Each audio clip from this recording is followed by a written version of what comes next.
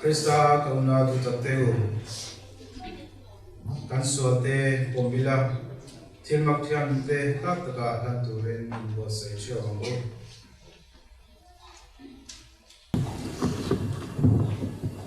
patian zangai na dile jong chadala bo patian jireng game di thai ne na le namne una te o ne na kamai ko na te se te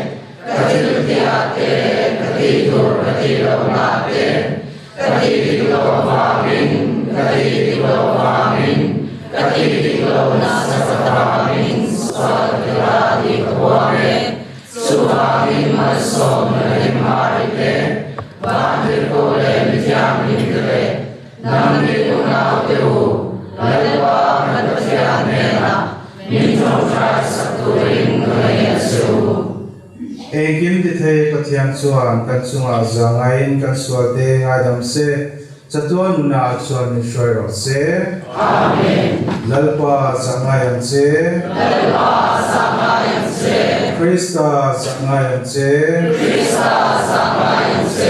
lalpa zangayan se Voihi Rosary Lalnu Mari Sharandaku Ani Rualin Abiktakin He Maschini Mahian DCSP member Boral Zongzongte 2022 Boral Zongzongte Tarautan Maschini Mahian Bernardonia Ichung Chayanko Lalpa Ihmangain Kantinlung Tikatla Vante koin fapa mishinga alogal tu mishilankan atorna le thina kalsanga athole na rokya mishoi turin kange na che hei fapa so Krista bingin kandile amen Galita mi tena mi kiam ko le ko na sama tutsiar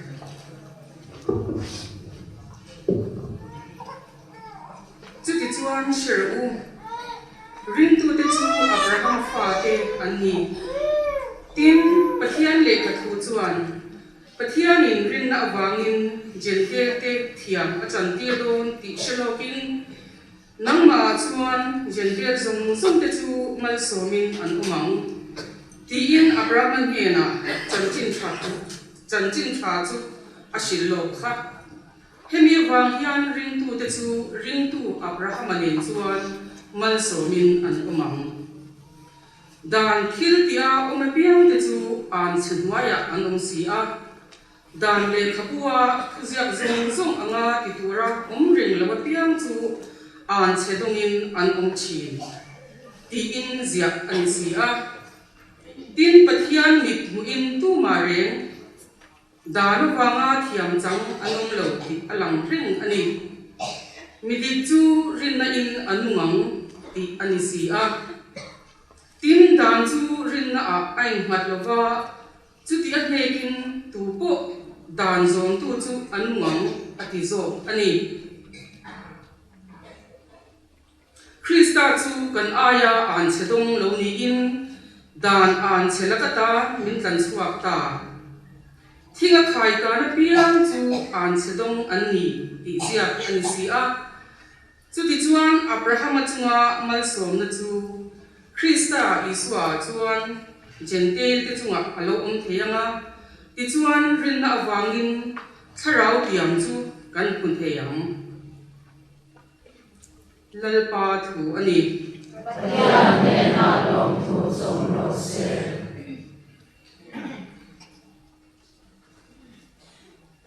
sam kan chan wal na tur lalpa chuan athu thun chu kumkhua in a shirengang lalpa chuan thun chu kumkhua in a shirengang lalpa chu fakru midik tatte in ron khom na le in khom na chuan ka thin lung zong in lalpa hne na lon thu ka silang lalpa thil ti ta chu aro puya chung thila loma piang ten an zir chiang chi lalpa chuan athu thun chu kumkhua in a shirengang lalpa chuan thun chu kumkhua in a shirengang an tho chu asa omin aro puya ni adik na chu kumkhua a ring ani a athil makti awangin amin thanga lalpa chu mikhongai ki tak zangai na khat ani lalpa chuan athu thun chu kumkhua in a shirengang lalpa chuan thun chu kumkhua in a shirengang ama chi tu te chu eitur a pe a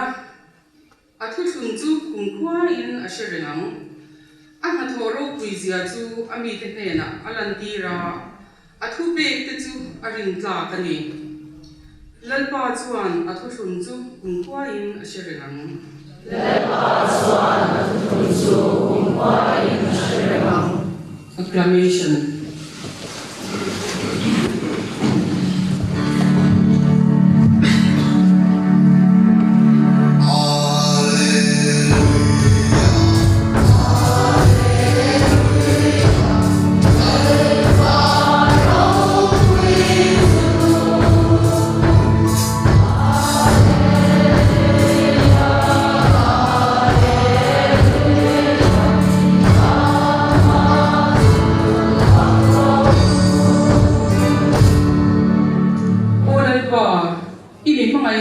kanung na hizwala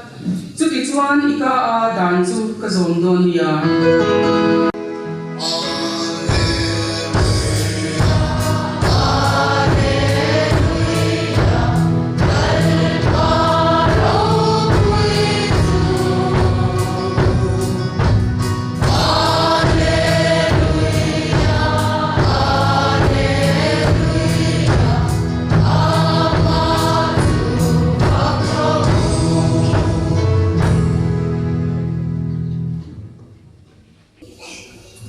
lalpa chin ne nam ro se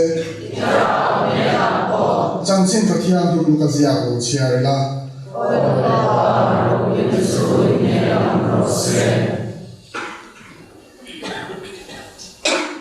ni ma se la a chen chuan ram huai lo belzebul awang in a lom ram huai te ho chu a chin ni ang tia a chen in ama fia nan vana ta chin chiana ang dira anh ấy rồi chuan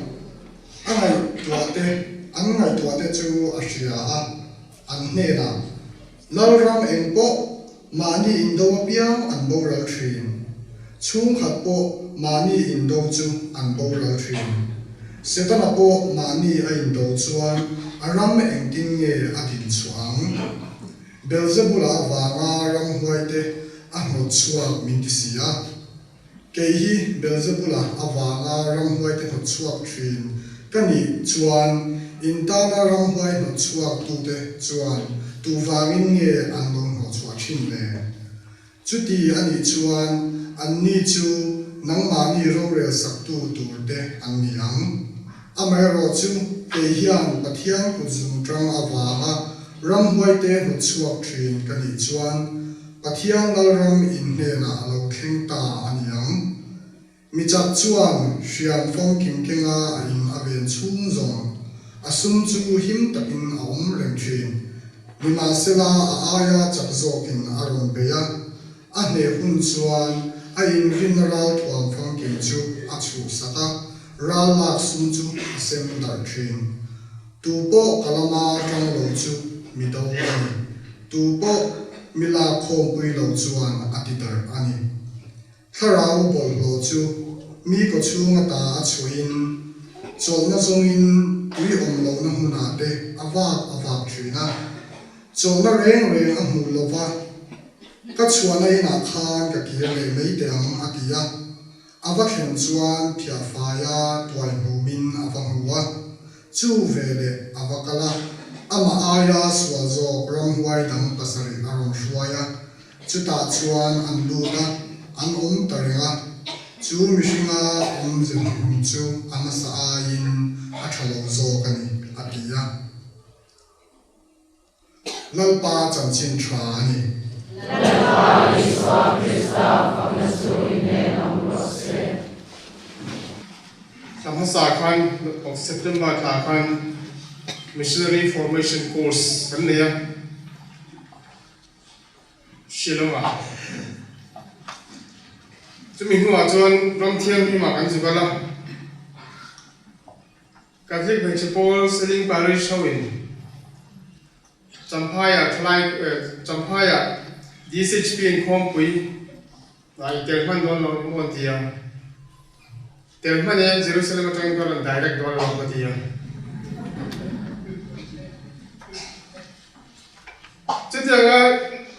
Diocese Catholic Principal in Khompui tura Rilru akai po cha be lai chuan ho tu ten October ni sari ama siang ma chanchin tha ya homili soyata ni min kan da program khalo in mai ron tia miron lovin ti khan da program khan lo da to ka pe voina program tu he ka ming te kha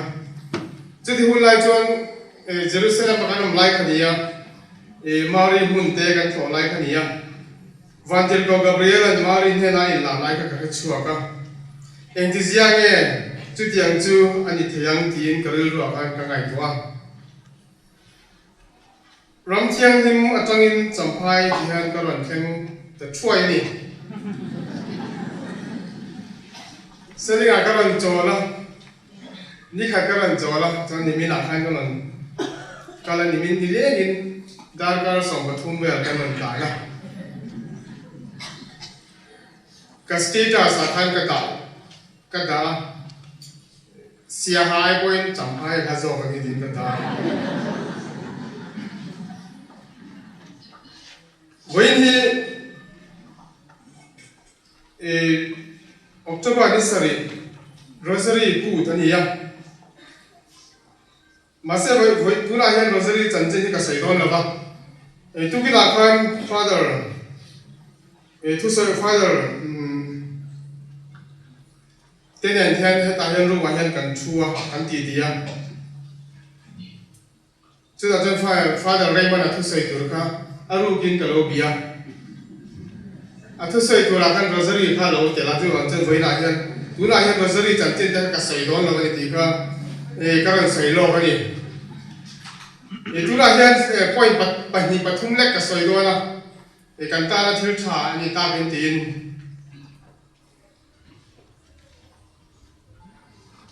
ka thu sei tu a hian a thu pu a hian Mari status din ka da to Mari status Mari status ka da na chan chu karan chia ra chan chin chanu ka zia tung khat chang som thum pa kwa ta som li chu lai chuan Mari chuan siama tingtlanga Judai ram kho pa khata chuan a ka ka thwa ya Zakaria inanu ta Elizabeth chibaya buka ti hi voina hian mi kan nu Mari missionary an Asia he te chang hi la ka hian thumal pa hi a hian kan ni theya chu voina hian kan sei dua Mari kan nu Mari khwa a khwa sa ro jang kha han ding teu te la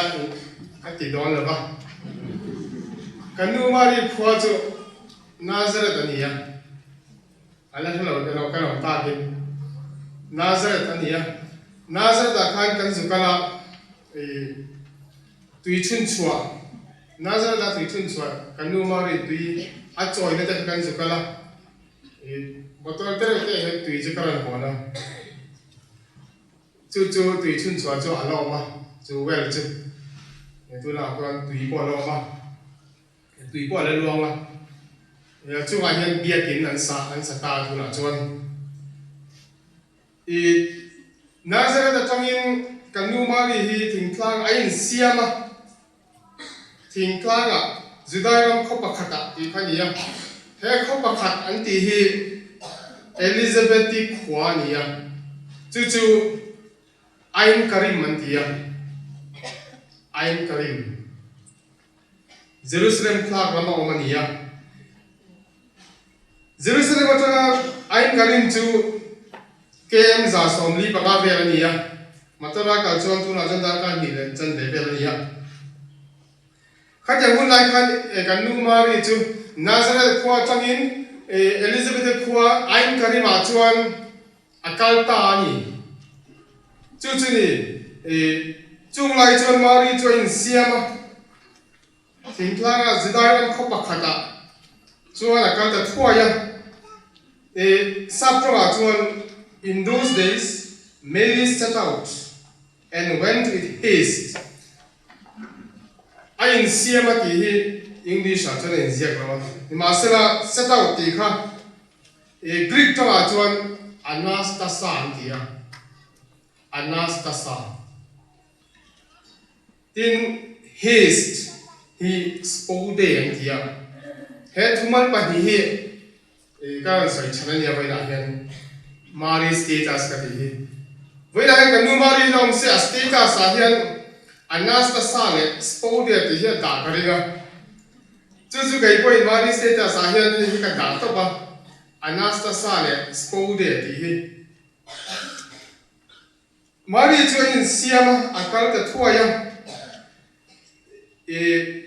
Greek to Anastasa ti hi sab tong jan set out ani ya rose up ani lo le resurrected athole a kalani athowa kalti nani chuwa kan nu Mari chu ain karima ka don khan athowa kalani kan ka don chon kan tho ngai ni thi khania poi mo chu kan nu Mari chu athowa akala akal ta thuwa ni ti ko ka poi mo ya chuda chuan ain bua saya ti hi kan hu lova kaini bua kan lo ka so na ta in khong pu ya kal turin kan in bua cha mu pa in bua cha la pa ni om thaya pakhada chuan spiritual preparation sara la in bua cha na ho tu jang chong chai de pon an bua se ya tu de pon chu kan chong chai chi da chu mi ro chan mi mal point kan chong chai ya le ko san jong point kan chong chai voin he diocese catholic municipal khom pui lo ten na hian kan chong chai mu pa ko san le ni malin kan chong chai voin la hian chu bul kan chan ani ya tina pa hi da in bo sai chu material preparation chú hay cái một phép cả với là cái chuyện cái point này phép cả preparation material preparation tí sao là mai bỏ chán à chú biết đang cho là cái mô béo chú bồi xả nhỉ à chú bồi xả đủ nan chuan bồi xả này thì nan chuan in hồ nó tên này à đồ tên xiêm à thiếu tên sao à tin material preparation là chân thòng nọ vậy đấy à mi tam takin thòng nọ ta point này à cor thar te in sam te point pota in mel chat kain bua chu dang chuan chu material preparation ani ya puan thar te cor thar te phei khom thar te pon ya chu ta ka in puan cha mu ba chu in puan cha na pa ki spiritual preparation le material preparation ne chuan kan in buat saya he diocese catholic metropolitan in khongpui ano thin thina tu hian chu voi na hian kan chan ni ti kha tharin se leila ti kan nu mari chu ti khan athowa akal ta thuaya spode ti kha his ane sap toin akal ta thuaya chu kan riat theina chan chu greek tonga spode to his man mo na akal ta thuaya kan nu mari chu ti khan athowa smart de na kalani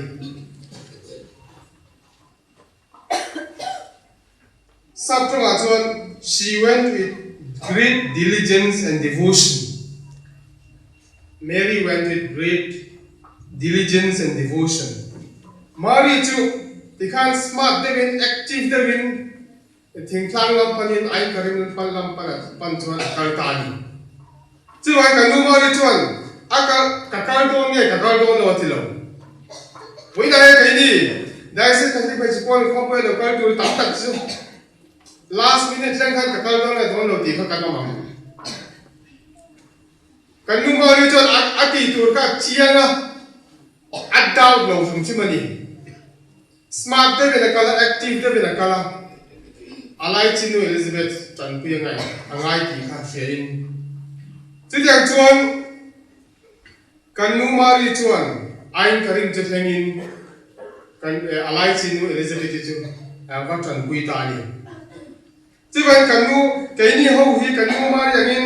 khatho takin kan kalem ti te kai ngai toila voina hian he diocese kan te chpol khom pu ya hian active takin khatho takin phur takin kan lo kalem ti te hi kan in ngai to hi chulani nge kan Paris kan branch anil ain akal lo ano main kakal mai mayam kan tel fiang kan ti mai mayam ti te hi voina hian in ngai to no mila ai ko chani se champhai kan theng to kan ka sa chuan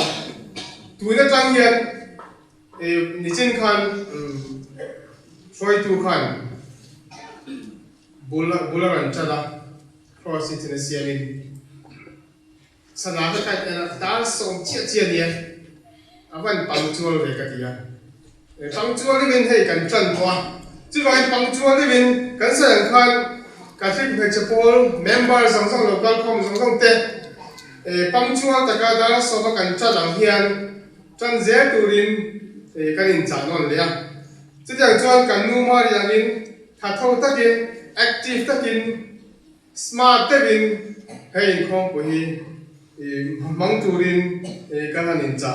non le chu kan nu mari chuan ti khan alai sin Elizabeth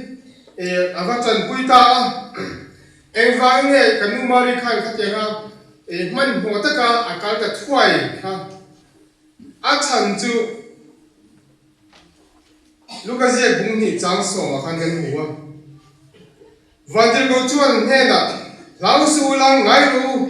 mitin ta tu chan chen cha lo ma me mem karon chen cheu ni voina hian in tan davida khuwa chandam tu piang ta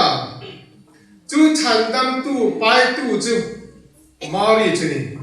chu wa chu chandam tu a chu hom chu ati phuna pe ya chak na thara pe ya chu chandam tu chu chan chen cha chini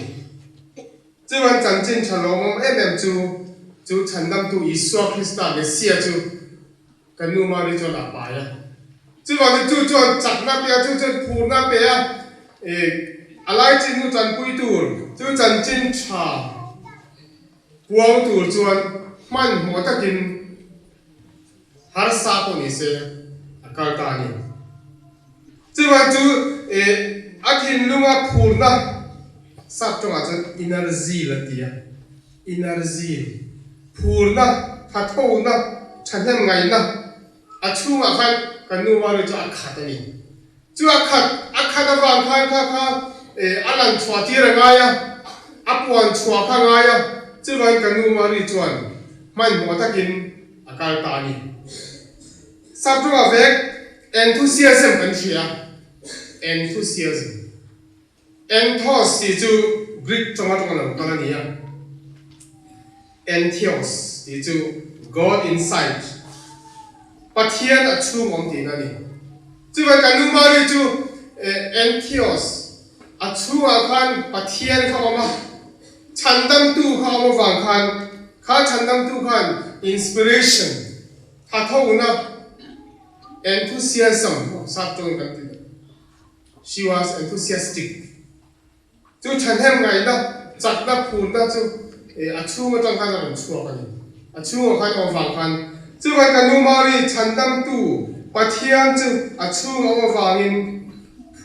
อภูระอัฐทว่าหิมตะกินอะไรจินนุปุยตูรินอาการตานีมิเทียนมากัสเตนจวนมารินิสวาไปมาคันรินในนับไปตัวที่ยจูวันกันนุ่มมาริจวนข้าจะอับปุ่มชัวฉันดำตัวไปมาคันรินในนับไปไม่ตัวจูวันนี้ทุกคนเจนจูวันแข่งรถเซ่พออาทิตย์เฮียจูวันวันนี้เฮียนกันนุ่มมาริจวนที่คันจูฉันดำตัวไปบางจวน enthusiasm อันนี้อัจฉริยะปะเทียนออกมาไว้เส้นตะกินจักตะกินจันจินชาจูเอลิซาเบธเนี่ยนะคันอาวหัวงจูจันที่กันช่วยกันติจวนลูกาเซียกันเชียกันจวนเอลิซาเบธินนังจูไม่เชียสงามันสอบินีอิริลาราโปมันสอบันีกะลาปานูกันเฮนะอีลูกกันที่ยังติเซียเนี่ยนี่เลยที่มาเอลิซาเบธคันอาลูจิบายนี่จีวันเอลิซาเบธคันที่เนี่ยกันนูมารีข้าน้ำอังเตะเที่ยวร้อนกุมสมบัติมีค่ะกะลาปานูลูกที่เที่ยวกันที่จวนถ้าเราเที่ยงที่มินอาลูขัดนี่เอลิซาเบธคันจีวันจูถ้าเราเที่ยงที่จวนอาลูรัวทินลูกจังหาอารันตุระจวนตุนาฟังจวนกะลาปานูอาลูตีนี่วันนี้เห็นคาทอลิกมีแต่กัลโคมกันนี่โกชันเมมเบอร์แต่กันนี่ไม่เที่ยวนี่จอห์นพอลกับฮินาจวน we the church exist to evangelize อะไรอย่าง we the church exist to evangelize โกชันอมชันจูจันจินชัชิลที่นี่ที่จีวันโกชันอมชันจูจันจินชัชิลที่นี่จู่ๆกันนุ่มมาเลยคันจูโกชันล้อมตูจูฉันดำตัวไปจูคริสต์จูจันจินชาจูอาลูกวางเดียวตอนนี้จูวันไก่นี่ก็เห็นแค่กูฉันเมมเบอร์กันนี่นะจูจันจินชาจูกวางเสียตัวนี้วันนี้เราเราก็คงส่งเตะกันนินจาโดนเลยจูวันจูกูฉันจูอาจารย์เลยตีทางเลยง่ายชีนะตีนุ่งเลยง่ายชีนะกูฉันจูมิชชันนารีอันนี้กันนูมารีค่ะมิชชันนารีอันนี้จูจังจังไก่นี่ก็เราก็คงส่งเตะเลยกูฉันเมมเบอร์ส่งเตะมิชชันนารีกันนี่จูมิชชันนารีกันนี่นะจูวันนี้เฮียนเฮอินคอมปุยอาเฮียนตีทางเลยตุมังอูเฮอินคอมปุยกูฉันเฮอินคอมปุยกันเนี่ยนะฉันฮีจูกันไก่มาเดียปะเทียนอมบัพติสมากันจะละกันเราดนโตรินนั่นเตะจูจะตีทางเลยนานทางงู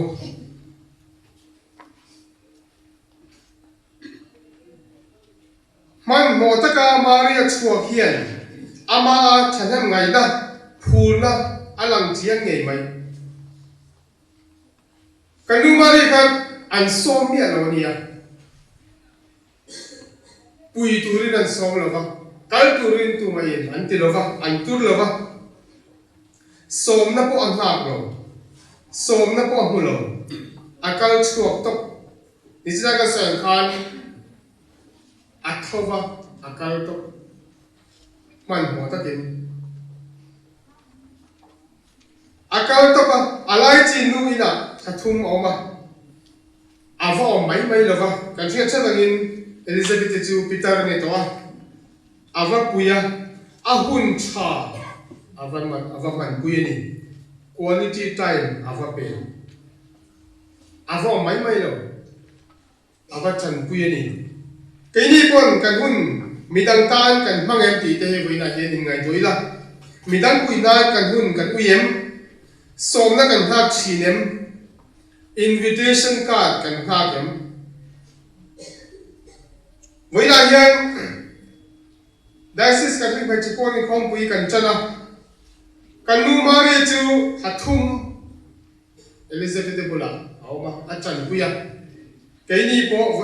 heta hian champhaya hian lai bula hian nithum ni livel om turin kan lo kala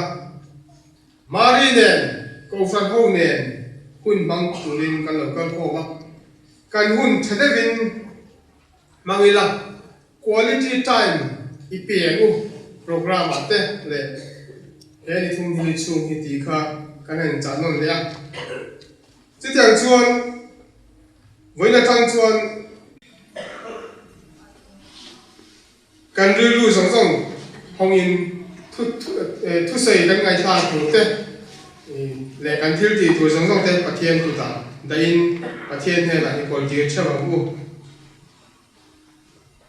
kan nu mari thinlum status tu chandam tu ania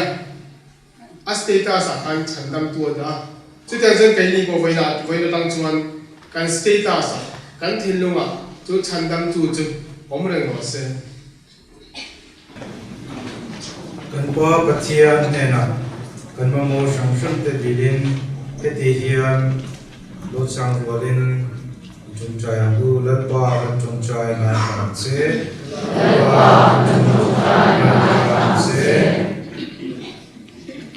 kan pa thiam lim Pope Francis chuan Catholic Ocean Shrine tu lu berani angin Krista dudana berante akai shwai zel nan kan dile lalpa kan chong chai na ngai tham che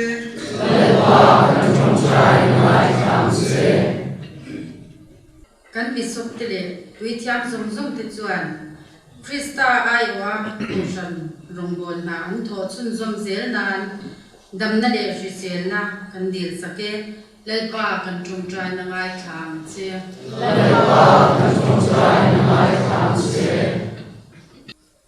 Sakrong bol tura in pe brother tele sister te zong zong chuan thandiam ngai taka an rong bol na chuan thin zom zel theinan lalpan chakna pek zel theina atan kan dil sake lalpa kan chong trai na ngai thang che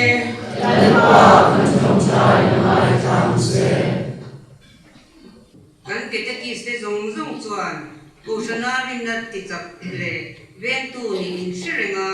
mi ti ta na rin om taka rong an bol vel na chakna lalpan a pek zel na turin kan tung trai sake lalpa kan tung trai na ngai thang che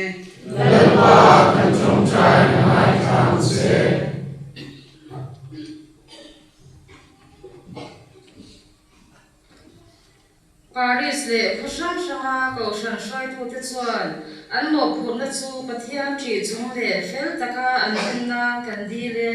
lalpa kan chong trai na ngai thang che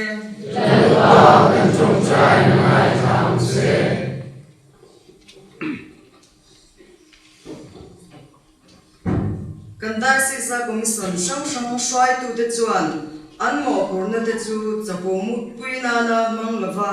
in ngai thom na le in pek na thuk zoka an mo phur na an hian zel the nan kan di le lalpa kan chung trai na ngai tham che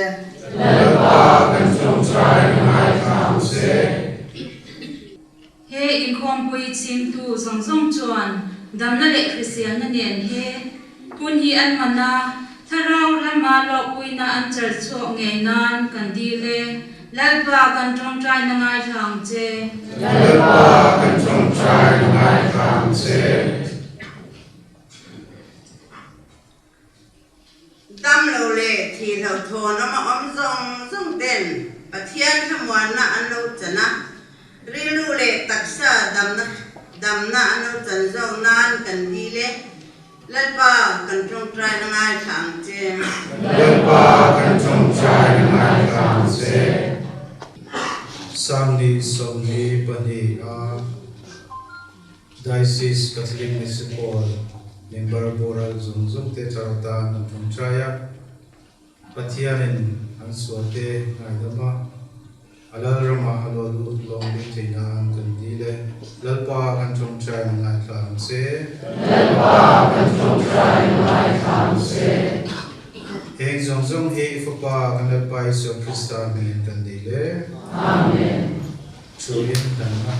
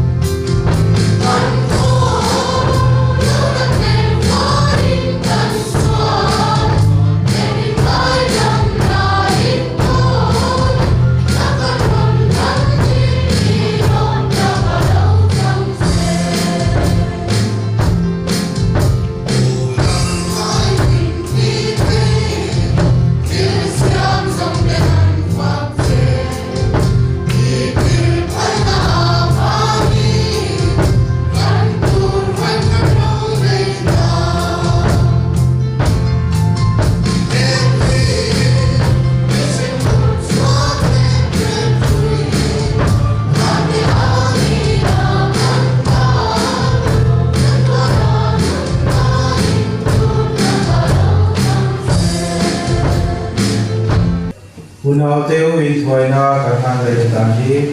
engil ti the ma pachia pongkar the nam chung char ku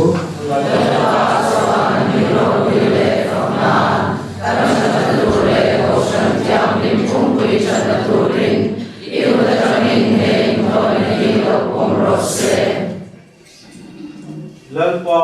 in thoina chimpe kanun kansia kanun siam dam se Ifapa magna kan serazara itiam to jatuan nunachu changta ka kanumnan min kuya se kailan pai suapingin kan dile amen lalpa chu inne nomro se itilung to samro lalpa ne na kan so sage lalpa kan pathian ne na lom tu isilangu adin Papatia Serekim to Tailing, Life One Ren, in Life One Tindrenga Long Two, and Shilsehi, Anti Tule, Rock Winarama Cheng, Mitian in Te, and Tilaya, Itil Minpeg Zong Zong Te Abana, Long Two, and Shilsehi, Anti Turen, Ane, Maso Nula, children na kan serlai hian alom thu soila sak non hi nuam kan tia khovel puya hian filmaki ibahanti na sa em suam nom zong te chuan imhai na na chia zar chu anzowa ichialo tomte mari mishing te kandu kanalpai so Krista nuli turin isiama ama bang chuan banangel hote chuan choi moina yon kuina chu lomin antlana kan ote hian anjai chu dongbe se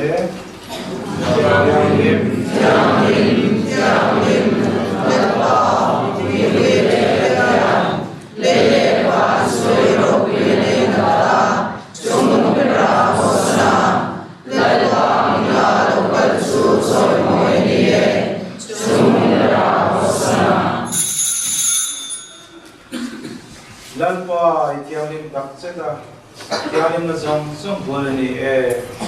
daivim thalim literal sanin chu rangila chu chuan e katiana lehi ong itialim rose ti chuan kanalpai so Krista taksale alogan monteina pasan online le atmatur tinung kata online kan samara long tu soya tiada Jadi tenera pia ketiyan saya Haihi injain laula peru Haihi kataksale indana pekutsu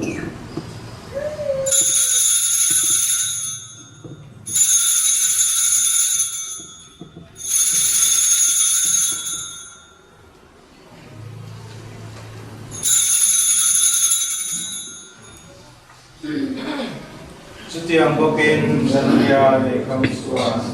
lo suara nena long tu saya lo suara jepin nena pein etu hi saya hai hi inzain laula yuru hai hi batisen tutum harle tutua dana tutum inta le mi tam dana suara dana suara suara hai hi sherena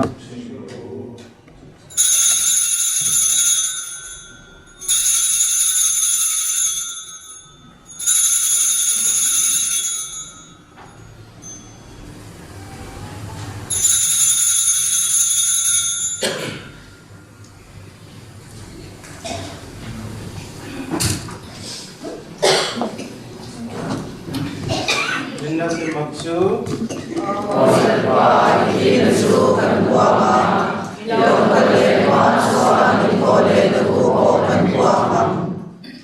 Tisuan oleh Tuhan Krista tinale oleh nasyidina kanselai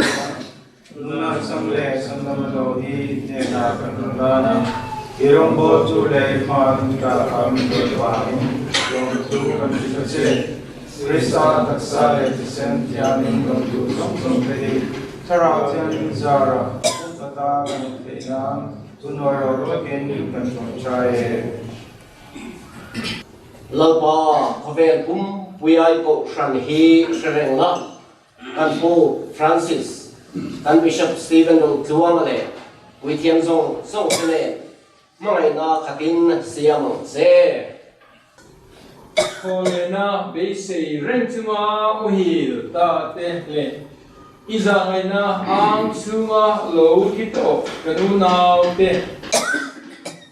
Kasherengla email engat suan dulo angse kan zabai suma hian za ngaila pathian nu tiang lim marite apasal tiang lim Josepha te apostol tiang lim le idu zo ke chim tu tiang lim zo pene satua rozu lua za tu le nang ma fagile soi mo tu rin siam angse Ifapa Isua Krista Zara.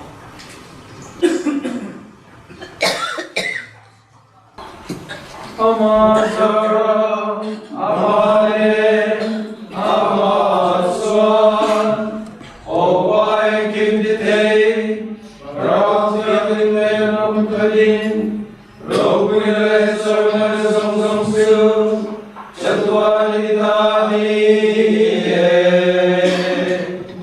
Kan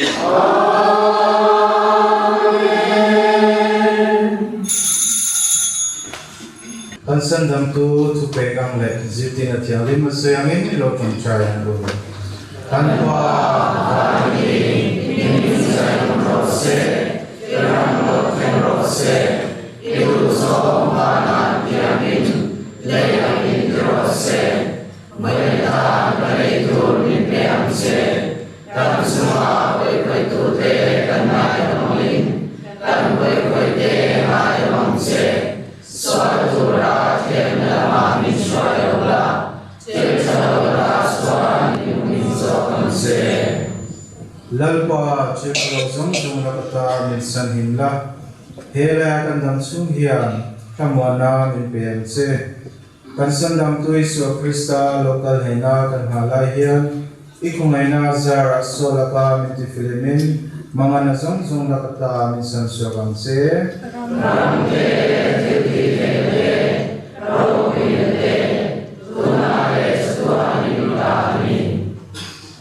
Lalpa Yesus Krista iziti tenhena thamwana kan sia chu keima thamwana ka pe chu itu kan swate en lovin iko shendrin chu en zobla idu danan se thamwana le ikung khan chu min pe an se chatuana mung le rore tu ni sia amen. Lalpa thamwana chu hen amreng ro se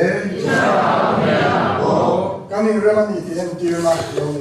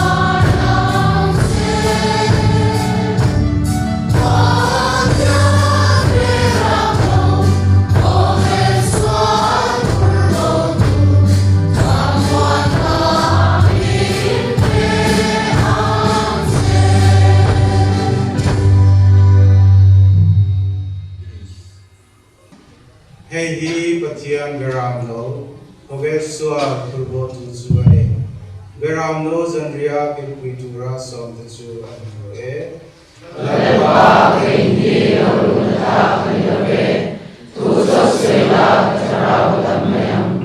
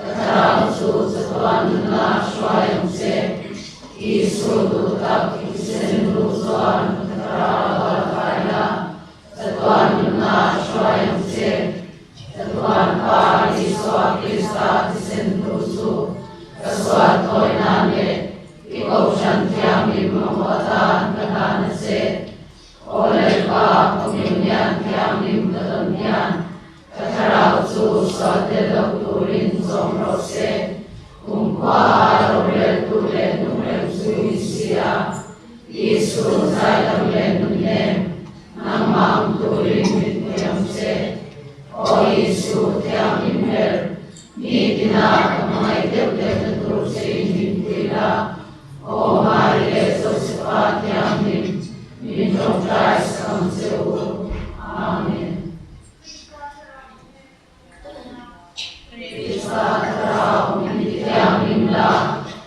Krista taksa min sandam ro Krista disen min lo katla Krista naka tuilong swak min tem khairo Krista dwarna min thaman tu niang che O Yesu shaber min ngai thala Sidyang geyak swa min thukruang che Kaka po san che parsula Merma long naka min humang che Kati hundara min kaula Iyom na min shwayang che Suti chwa ni bithya min desima Satwa min kapakam che Amen.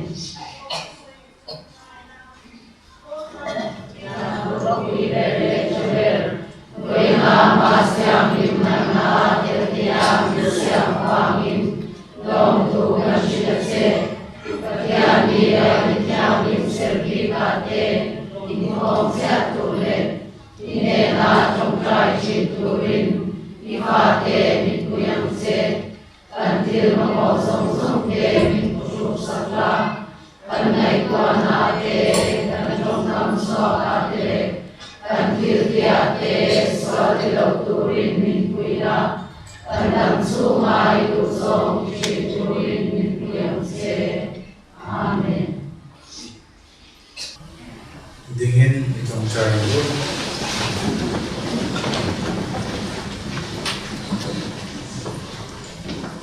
Lalpa kan pathian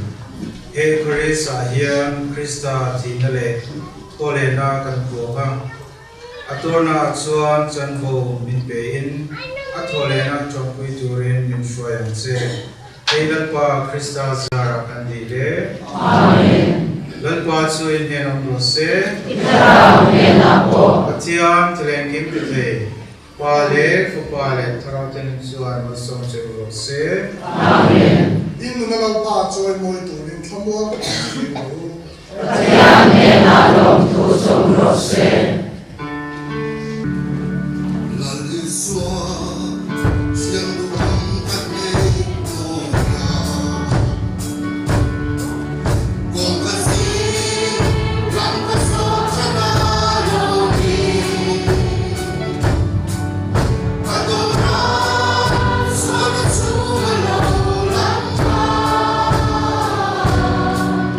Masih oh, kena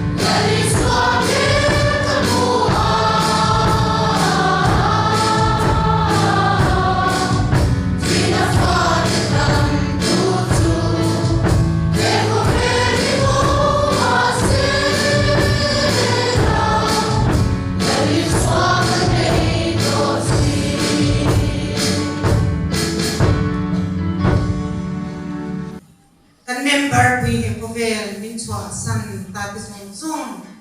pathian ang chung thiam ni ma thmong taka an chen the tu ren le an kal san ta an asal khalau te an una mu te pa te lung ai lung le nga na ni ngai ba ma sum taka kun mang tu song song ten pathian thmwa na le kum puina an chan theu ti tu ren kan pa ban me min sai rose ram lo them rose idu zong panan tiamin leamin rose boyata na nei tur min peam se kan suma koi koi tu te kan mai na mangin kan koi koi te mai na mang se swal tu ra them na ma min swal la vir shalo la ka swal min min so kam se amen. Sibai Mari Oi na kadal pa sine na Meitsia sohamal somidia Ibinara iswat sunan somni